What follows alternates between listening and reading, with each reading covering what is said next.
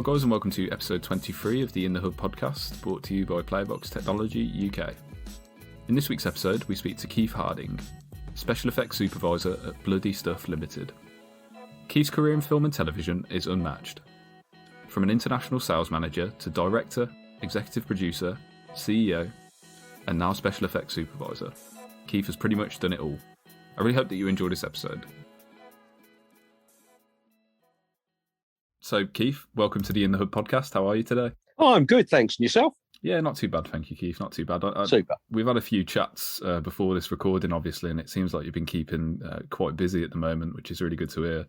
How has the past year been like for you? So, like 2020 and leading into 2021 with COVID. Well, our story really is probably the same as pretty much everyone else. We were having a great time leading up to and into March, and then I think we did our last day of filming on March the 19th, and then it all closed down after that, and it just went from hero to zero just immediately.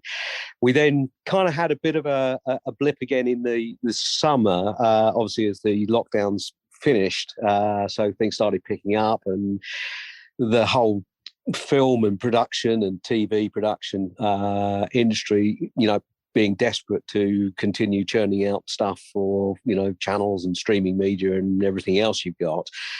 We had a bit of a blip where things went up again, and then there was the next lockdown, which sort of took us for six once again.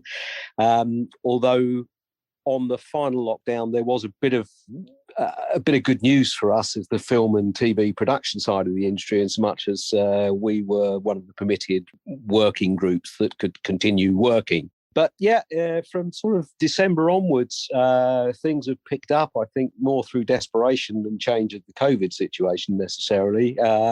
Hopefully now with the vaccine rollout and everything, we should be in a better position. So yeah, the last couple of months have been, not back to normal, but have kept us pretty busy. So Keith, just launching straight into the questions then that we've got for you, how did you get started in the TV and film industry, and what ignited that particular spark in you? It was a sort of passion from childhood. I did my, traditional, as it was then. I did my traditional apprenticeships in electronics engineering, and worked at a tool room, and then worked in a drawing office.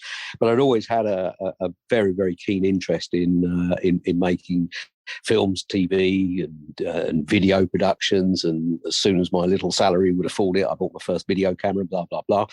And I kind of got into it, and I started doing some stringing jobs, just picking up local sort of news and things. And if there was anything locally that was happening, I'd head off down there with my camera, film it, and then try and sell it to the highest bidder in the news things. So that's how I kind of got into it, really. And that was more than 35 years ago now, so quite a long time ago. And I've been kind of into it ever since. So I got a few lucky breaks at the time, and got into doing sort of filming with specialist cameras, etc., and did Olympics and various different things, BBC Wildlife, etc. But it was one time when I was working on a drama, and I saw these guys from a special effects company turn up and started blowing things up and having a really great time, and I thought, I'm standing in the wrong part of the camera chain here. Yes. So the child in me kind of got interested. So I sort of started making some inquiries and started doing little bits and pieces just with Atmos and blood effects and various other bits and pieces. And it gradually grew. And, here I am now blowing stuff up just like everyone else does in the SFX industry. So it really is kind of like a childhood dream come true then, isn't it? It is. Everyone, even now, everyone on the production says I've got the best job there. I just get to blow stuff up and make carnage everywhere, obviously in a very safe way. But it's great. It's still deemed to be the sort of the prime job, and it is great to see a lot more girls and women now coming into it. So it's obviously not the domain of boys' childhood dreams to cause mayhem and things like that. The girls are saying, why not? We want to get in there too. Yeah, 100% sounds awesome. So, were you always really keen then on focusing your work within TV and film? Like, was there any possible chance of you doing anything else in your mind? No, absolutely not. I started in film and TV 35 years ago, and I haven't stepped outside it since. Yeah, no, it's brilliant. And the clue's in the name for this one, but for anyone who might not know, what do you guys get up to at Bloody Stuff? Well, we kind of run two separate sides of the business, because what I noticed is that most big film productions have kind of a group of people that they deal with, and they go there for their blood, they go there for their prosthetics, they go there for this, and they kind of keep it in. And all of those companies that supply that don't actually advertise particularly their services, because they have a core group of people that they always work with. So we noticed that there was a kind of a hole in the market for, smaller productions, micro budget films, TV dramas, people who don't, do this day in, day out, to be able to get hold of things like prop guns, soft props, breakaway furniture, blood liquids, blood effects, and those sort of things. So we started off Bloody Stuff initially as a props rental company, really, where people could come to us and buy those things. And eventually, as things progressed, we noticed that more people were requiring more advanced things as we got better known. And those things can't just be rented out. They have to go out with someone to control, operate, and set it all up. So an SFX Supervisor, effectively. So that's when we started growing that side of things and doing more with the pyrotechnics and atmospherics and snow and all kinds of different things that actually needed a team of experts to go in, as opposed to just sort of someone phoning up saying, I want to hire a rubber mallet, a rubber axe, or a foam axe, and we would send it out and get it back again. So we started doing that more, and now that probably represents about 70% of our business is the SFX, where we're actually going on working with the complete teams there and doing, whether it's Atmos or explosions or flames, etc. And, thinking back, are there any particular shoots or projects that particularly stick out for you? Any major highlights? To be honest with you, every project we've ever worked on always has a highlight on it, and I think it's because we tend to work with the smaller projects, so their budgets are much smaller. So we're not working with the £150 million blockbuster super movies where if they want to create the effect of blowing up a building, they just blow up a building. We have to create the illusion of danger where there really isn't any, and that in itself actually is quite rewarding, because you've got to really think out of the box in these things. When we want to blow up a building, the chances are that building the next day will revert back to its previous use. So if we're blowing up a shop, that shop the next day has to be open for the shop owner to start selling his wares again. So, everything we do has to create the illusion that, something really big and devastating has happened. But in reality, we leave the set, the crews go in and clean up, and life is back to normal again the following day. Yeah, no, it sounds brilliant. It's just crazy speaking to you about it and just thinking, watching all these shows and films and stuff like that and seeing all the special effects. Oftentimes you almost take it for granted. It just, you forget all the ins and outs of it and exactly what goes on behind these special effects sometimes. Yeah, no, it's lovely. I mean, we've worked on a couple of films and bits and pieces recently with the same studio, and actually the same American actor, who's an A-list actor, has been in 3 different movies that we've worked on in the last 18 months. And it's great because he sees me and he goes, oh, God, I'm going to get shot on, and and it's really nice to, sort of build up that rapport with people. Yeah, 100%. So kind of branching off that a little bit, how quickly does innovation occur within the special effects industry? Are you, as a company, are you always struggling to keep up to date with new technology and trends and stuff like that? We're very, very fortunate, actually, in the special effects industry, in so much as what tends to happen is you're using pretty much very mechanical and basic things. The black powder and the pyrotechnics we use is the same black powder as the Chinese invented hundreds or thousands of years ago. So not very much happens. The biggest challenges is the changes to health and safety. When right in the beginning of Hollywood, if they wanted to create the illusion or create a bullet hit on a window or on a wall or whatever, in the very early days of Hollywood, in the silent movies, they actually had a guy with a gun and he shot the wall. And that was how it was done. Didn't last very long, and they started realizing that there was, considerable risk involved to that, even in those heady days before, health and safety was quite rightly the subject it is these days. But they realized that, there had to be a better way of doing it, and hence, the idea of putting a small pyrotechnic charge that could be set off safely and, blow the wall out as opposed to a bullet going through actually created a very similar effect to a real bullet. And what tends to happen is that, Hollywood being Hollywood and films and TV being films and TV, the actual effects we recreate now, or the situations we recreate, couldn't actually happen in real life using the real things, because, a bullet going into a wall doesn't create the same big effect that we need to create for the cameras to be able to see it and people to be able to, visualize it and understand what's going on, and the same, Tarantino, he if someone gets shot, the body loses at least 10 gallons of blood, and which is quite amazing. The body is no more, it can only have 7 or whatever, so we have to 7 liters. So we have to be, our drive is to create, something that is perceived to be real, but actually we're now perceiving things to be real based on the Hollywood version of real rather than reality. I always remember doing a project while I was still filming, and I was doing it for the Ministry of Defence. And one of the things we had to do is they were doing tests on safety glass. So they actually had the military there with hand grenades, blowing up hand grenades behind the glass.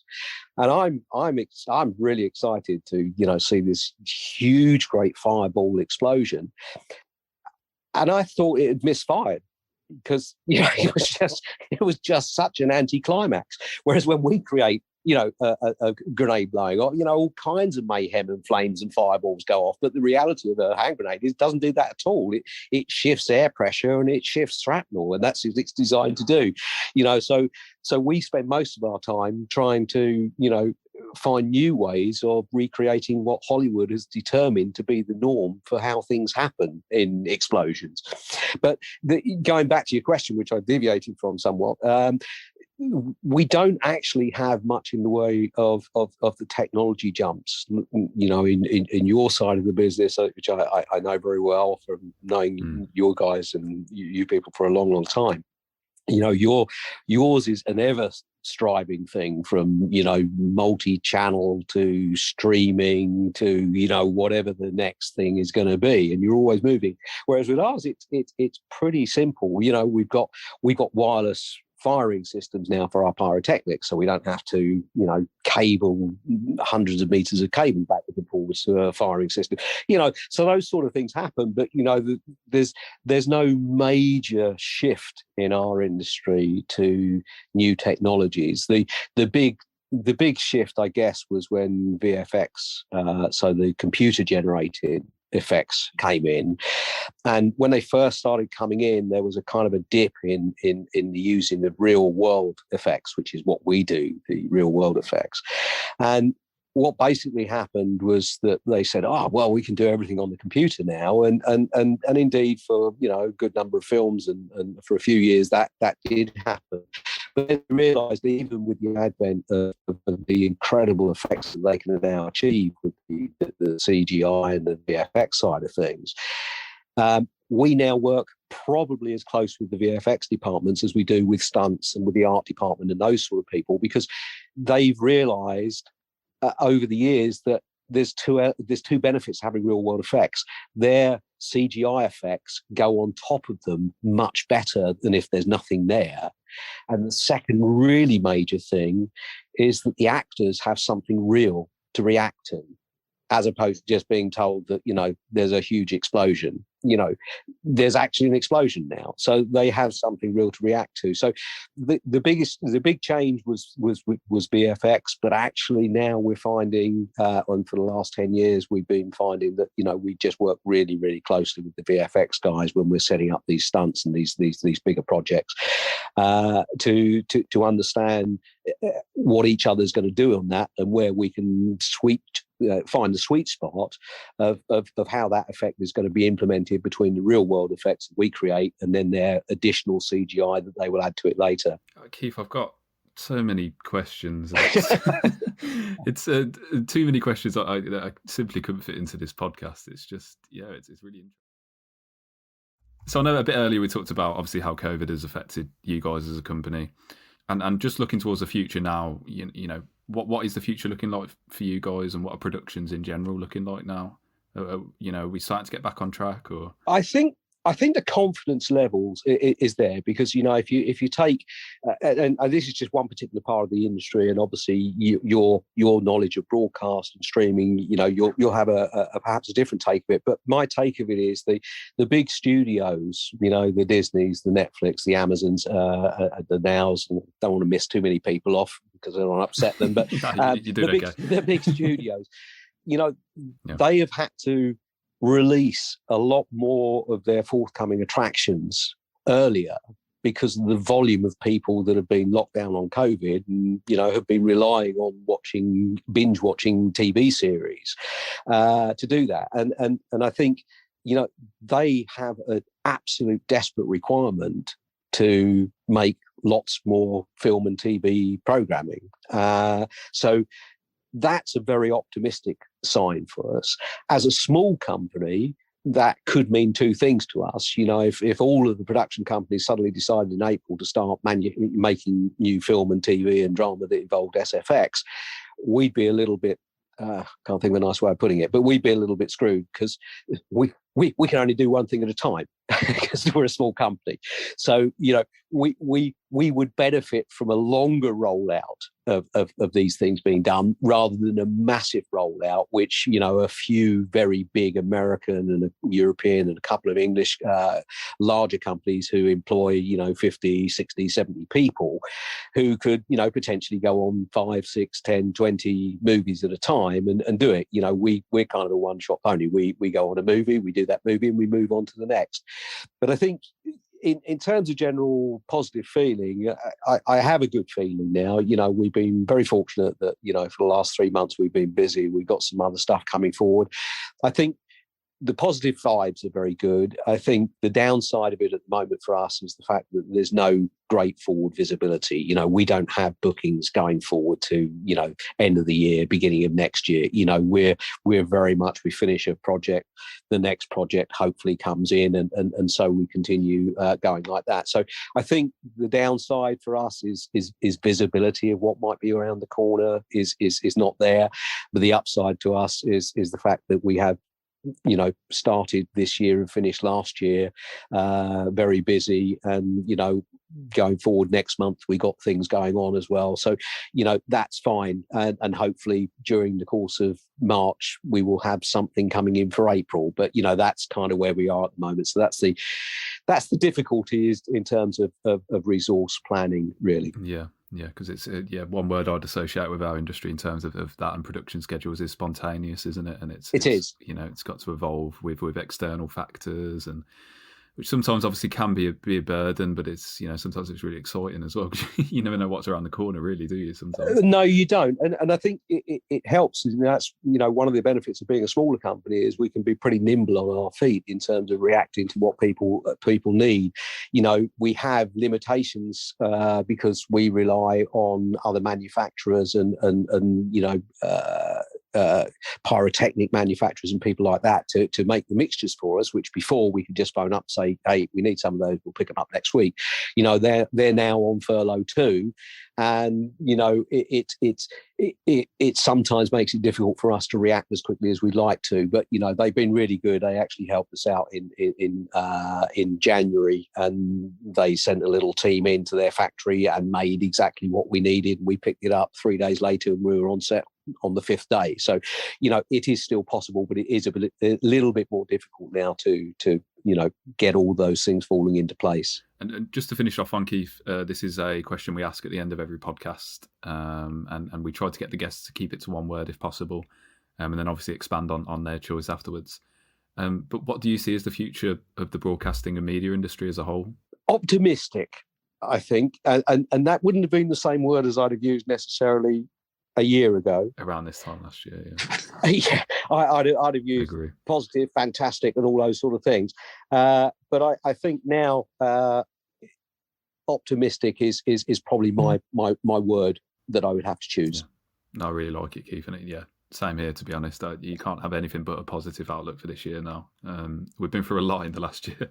We've got to give ourselves some credit. Oh, sometimes. We have. It's, yes, absolutely. Just take a step back and think, wow, what we've come through there. It's, Yeah, if we can come through that, we should be able to get through pretty much everything else, I would have thought. 100%.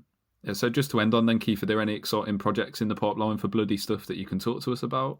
It's all a bit spontaneous at the moment. As I say, we've been delighted. The last film we worked on, which was this one at Black Hanger Studios, was actually they've been working, the studios and the producers have been working very hard to get the rights to use the Jeepers Creepers name, which was I don't know whether it was 80s or 90s, but it was a whole chain of horror movies. Yeah. I think there was maybe 4 in total, and so they've just brought a reasonably large budgeted horror movie to fruition, which is the latest in the Jeepers Creepers line, which was great fun to do because we, pretty much involved all the stuff we do from bullet hits to flaming oil drums to creating fog in a cemetery to creating fog in a forest and haze effects in the studio. So yeah, pretty much used all of it, and it was great fun to do as a super crew,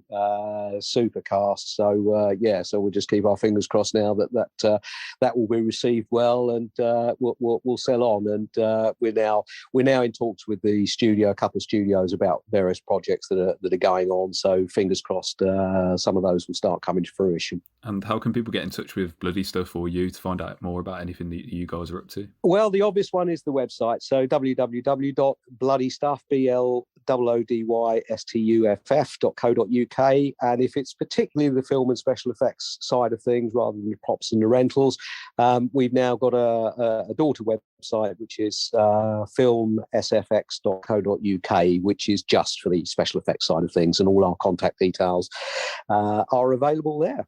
Awesome. Sounds good, Keith. So again, thanks so much for taking the time out to come and speak to us today. It's a really exciting topic, and one that I want to do some more research on after that. And that was a brilliant conversation. No problem at all. Yeah, thanks very much. It's been great, and good luck to you for 2021.